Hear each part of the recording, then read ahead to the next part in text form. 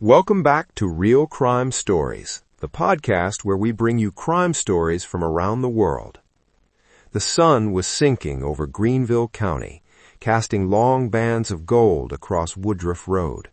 Inside her car, Katie Blauvelt snapped a quick selfie, unaware it would be the last photo she would ever take. To anyone passing by, she looked like any other young woman heading home after work, completely unaware that danger was already closing in. Somewhere nearby, a man watched and waited, a man she had once trusted, once loved, and ultimately feared. By nightfall, Katie would vanish without a trace. Her car would later be found abandoned, her phone would fall silent, and a quiet stretch of South Carolina would become the backdrop for a case investigators would never forget. What happened between that final photograph and the moment police made their discovery would reveal a chilling story of obsession, betrayal, and unimaginable cruelty. Catherine Blauvelt was born on August 8, 1994, in the small town of Mountville, South Carolina. Everyone called her Katie. She was known for her infectious laughter and gentle warmth, the kind of person who made others feel instantly seen. Her siblings, Brandon and Brittany, adored her kindness and light. In her early 20s, Katie dreamed of serving her country and building a meaningful future. That dream began to take shape when she met John Blauvelt, a local U.S. Army recruiter in Simpsonville. John was 26, confident and charismatic, with the polished presence of someone people naturally trusted. When Katie met him at a restaurant near his recruiting office, it felt like fate. To her, John represented purpose, stability, and pride in service. Encouraged by his influence, Katie enlisted in the Army in 2015. But her time in uniform was short-lived. Just 2 months later, a spinal condition forced her into a medical discharge. She returned home devastated, but John remained by her side. Their relationship intensified, and within a year they were married. Katie moved into John's home filled with hope, imagining quiet evenings, future children, and a loving home. Instead, she walked into something far darker. John began inviting high school students to the house, teenagers who viewed him as the cool recruiter. What started as casual hangouts quickly turned into constant parties fueled by alcohol, marijuana, and eventually harder drugs. Among the regular guests was 17-year-old Hannah Thompson, a student John had met through his recruiting work. Investigators later said Hannah was deeply infatuated with him. She followed him closely, doted on him, and harbored open resentment toward Katie, resentment she made no effort to hide. By early 2016, the situation became unbearable. Katie could no longer tolerate the drugs, the chaos, or the steady presence of teenagers in her home. She packed her belongings and left. Within weeks, Hannah had moved into John's bedroom, stepping into Katie's place as if it had always been hers. Then everything unraveled. On February 26, 2016, Hannah's father contacted police after not seeing his daughter for 2 weeks. Officers went to John's home and found Hannah there. John was arrested and charged with contributing to the delinquency of a minor. That same day, Katie filed a domestic violence report. She told authorities that during an argument the previous month, John had pointed a gun at her head. She had escaped physically unharmed, but deeply traumatized. The consequences were swift. The Army launched an internal investigation and stripped John of his recruiting position. His income dropped, his career stalled, and his carefully built reputation collapsed. According to investigators, John blamed Katie for everything. He told friends she had ruined his life and that he wanted revenge. Meanwhile, the house grew even more lawless. Teenagers continued to gather there, unchecked. 16-year-old Allie Somerville later testified that the home had become a non-stop party, with marijuana, alcohol, LSD, and cocaine circulating freely. By October, Katie and John were officially separated. A restraining order barred him from contacting her. For the first time in months, Katie began to reclaim her peace. Friends and family noticed she was smiling again, talking about her future, and slowly healing from the fear that had defined her marriage. But behind the scenes, John was spiraling, and the danger Katie thought she had escaped was far from over.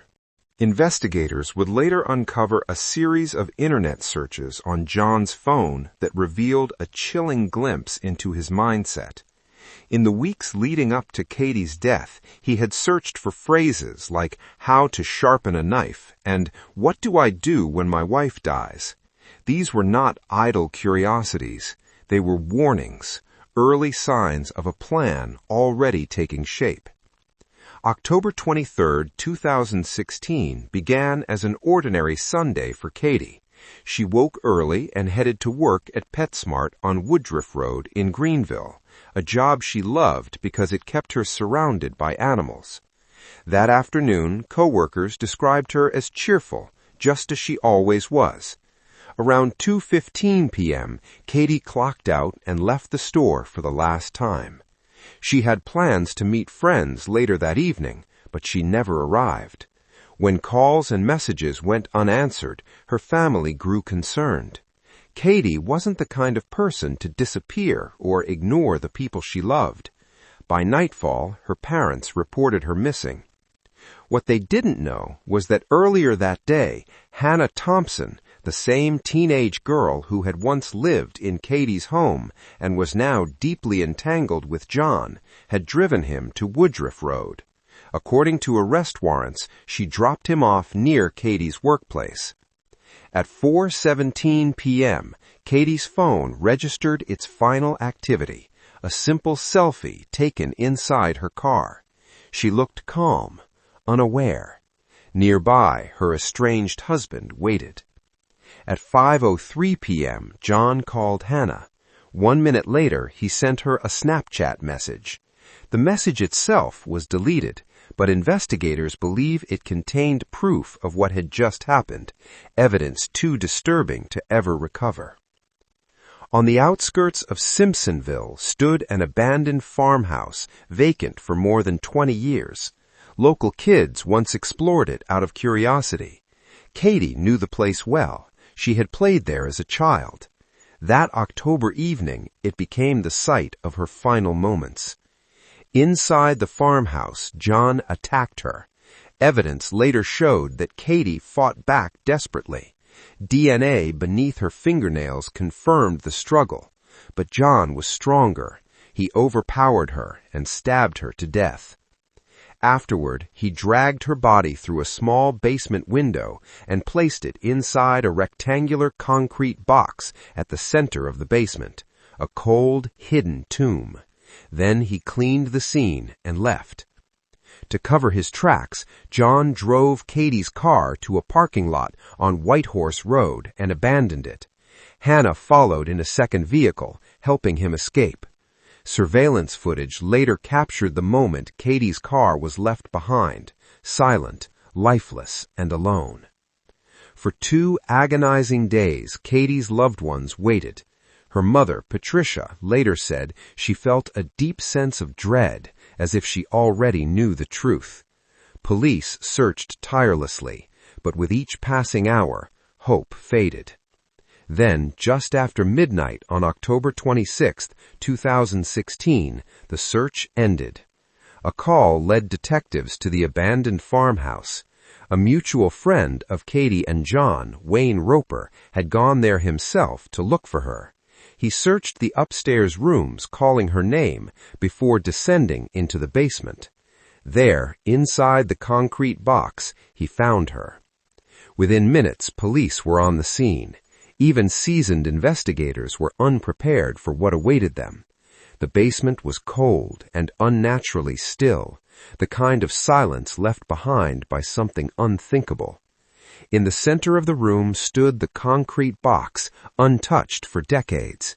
Inside it lay Katie's body. She was just 5 feet 1 inch tall, a tiny little thing, as her mother always said. When Patricia learned what had happened to her daughter, the grief was indescribable. Katie loved animals, laughter, and the simple joys of everyday life, and now she was gone. Investigators turned their attention to the person who should have been most devastated, her ex-husband, John. But from the moment they spoke to him, something felt wrong. He was distant, calm. He didn't ask where Katie had been found or what had been done to her. There was no visible grief, no shock, no disbelief. Only a cold, detached focus on himself. When investigators interviewed him again a week later, that emptiness remained. No sorrow, no regret, not even surprise. It was as if Katie's death meant nothing to him at all. He spoke about Katie with chilling indifference, reducing her to a minor chapter in his life, rather than the woman he had married. To everyone in the room, it was obvious his behavior didn't resemble that of a grieving ex-husband. It resembled that of a man hiding something far darker. When asked whether he had gone to the funeral home to view Katie's body, John said that he had, and that he brought Hannah Thompson with him. The statement stunned investigators. It wasn't merely inappropriate, it revealed a disturbing lack of boundaries, empathy, and remorse. Still, suspicion alone wasn't enough. Detectives needed evidence strong enough to hold up in court. Before they could act, John made his next move. He ran. Driving his red car, John vanished. With him was 17-year-old Hannah Thompson, the same girl who had once idolized him, the same one who had helped set the final events into motion. For investigators, the situation was alarming. If John had been capable of murdering his own wife, what might he be capable of doing to Hannah? On November 18, 2016, authorities finally secured arrest warrants charging John with murder and possession of a weapon during a violent crime. By then, he was already gone. That same day, Hannah's parents reported her missing. The teenager who had once been a love-struck high school student was now fleeing across the country with a suspected killer. Back in Simpsonville, detectives continued piecing together the trail John had left behind. What emerged was a clear picture of premeditated murder, driven by vengeance, control, and rage. His phone records revealed obsessive planning. In addition to earlier searches like how to sharpen a knife and what do I do when my wife dies, John had also searched when can police tap your phone. Between October 18th and November 1st, he repeatedly searched both his own name and Katie's, monitoring news coverage of the investigation. But some of the most damning evidence came from his messages to Hannah.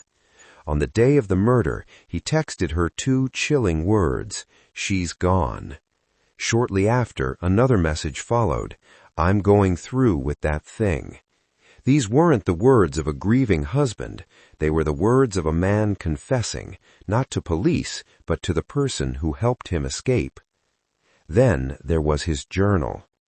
Recovered among his belongings, its pages exposed the twisted logic he used to justify the killing. In one entry, he wrote, "Someday I hope you understand why I did it. The girl was evil to me." In another, far more direct, he simply wrote, "I did it." Friends and acquaintances later told investigators that John had become increasingly angry and unstable in the weeks before Katie's death. Some recalled him obsessing over how she had ruined his life. Others said he couldn't let go, consumed by thoughts of revenge. Even before the murder, there had been chilling warnings. Witnesses testified that John openly talked about killing his wife. In one conversation, he asked someone if she wanted to go to Charleston so he could do it. He even bragged that he was born to kill people, both good and bad. Perhaps the most shocking revelation came when multiple witnesses testified that John had offered to share Katie's $100,000 life insurance payout with anyone willing to carry out the murder. It was cold, calculated premeditation, proof of just how far he was willing to go. After John disappeared with Hannah, the search escalated into one of the largest manhunts in South Carolina's history. Investigators traced their movements across the country. They were last seen in Las Cruces, New Mexico on November 15, 2016. From there, the trail went cold. Evidence later showed they drifted through Alabama, Texas, and California, living as a homeless couple and deliberately staying off the grid. John's military training made him especially elusive. He knew how to survive, how to move unnoticed, how to disappear. Then, on December 12, 2016, the case broke open. Hannah resurfaced in Eugene, Oregon. John had abandoned her. Exhausted and terrified, she sought shelter with a family friend and called her parents, begging to come home. She told investigators they had been living on the streets, constantly moving. But when asked about John's whereabouts, she lied, claiming he had vanished one morning and she didn't know where he was. That wasn't true, and it would take years before she admitted it. By 2019, the case remained unsolved but far from forgotten. It was featured on In Pursuit with John Walsh, bringing national attention to the manhunt. Walsh described him as a wolf in sheep's clothing, and tips poured in from across the country. Still, he remained at large. Through it all, Katie's family never stopped fighting. Her mother became a relentless advocate for justice. Alongside activist Tracy Fant and the group Freedom Fighters Upstate South Carolina, Patricia launched the Justice for Katie campaign, keeping her daughter's name alive through social media. Their determination inspired other families of homicide victims and kept pressure on law enforcement to never let the case go cold. After 6 long years, that persistence finally paid off. In early 2022, a specialized U.S. Marshals Cold and Complex Case Task Force took over the investigation. With fresh resources and advanced tracking technology, agents began re-examining every lead. One name kept resurfacing: Hannah Thompson. Investigators discovered that despite her earlier denials, Hannah had secretly remained in contact with John for years. Eventually, she agreed to cooperate. When she did, everything changed. Her information led U.S. Marshals to Medford, Oregon. There, John had been living under the alias Ben Klein, quietly blending into the community. Agents placed the residence under surveillance, watching a man who fit John's description come and go like any ordinary neighbor. The final confirmation came from one unmistakable detail: a pirate tattoo on his arm, identical to the one documented in his 2016 police file. That was enough. On July 20, 2022, at 4 p.m., U.S. Marshals and local police surrounded the Medford home. When they moved in, John tried one last lie, insisting his name was Ben. The officers already knew the truth. After 6 years on the run, the man who believed he was untouchable was finally in custody. Inside the home, officers encountered the woman John had been living with for years. She was devastated. She had known him only as Ben Klein and had no idea she had been sharing her life with an accused murderer. 3 months later, on October 12, 2022, Hannah Thompson was arrested. She was charged with 5 felony counts, including obstruction of justice and accessory after the fact. The girl who once idolized John would now face accountability and ultimately testify against him. John Blauvelt's trial began on September 16, 2024, nearly 8 years after Katie's murder. Prosecutors presented a powerful and comprehensive case. The most pivotal moment came when Hannah took the stand. She told the jury how John confessed everything: how he killed Katie, how he hid her phone in water near the abandoned farmhouse, and how he covered her blood with dirt. The defense argued that police had focused on John too early, pointing to the lack of definitive DNA and inconsistencies in Hannah's story. But the evidence told a different story. The internet searches, the journal entries, the text messages. Together, they formed a devastating picture of premeditation. John had planned it. He had threatened Katie, obsessed over her, and even attempted to profit from her death. On September 20, 2024, after just 5 hours of deliberation, the jury returned its verdict, guilty on all charges. The judge sentenced John Blauvelt to life in prison without the possibility of parole. Nearly a year later, on August 21, 2025, came the final twist. Hannah Thompson, once facing up to 55 years in prison, accepted a plea deal. She pleaded guilty to obstruction of justice and concealing a felony, and received 3 years of probation. For Katie's family, the decision was devastating. Her mother, Patricia, called it a slap on the wrist and a punch to the gut. Even after the verdict, questions of fairness lingered. Hannah had helped a murderer evade justice and walked free. Still, there was some solace. Katie's killer would never walk free again. The fight for justice for Katie continues, not just for her, but for every victim whose story risks being forgotten. Thank you for watching Real Crime. If you're drawn to gripping mysteries from around the world, be sure to check out our channel where we explore powerful true crime stories from across the world. Subscribe now and stay with us for more investigations.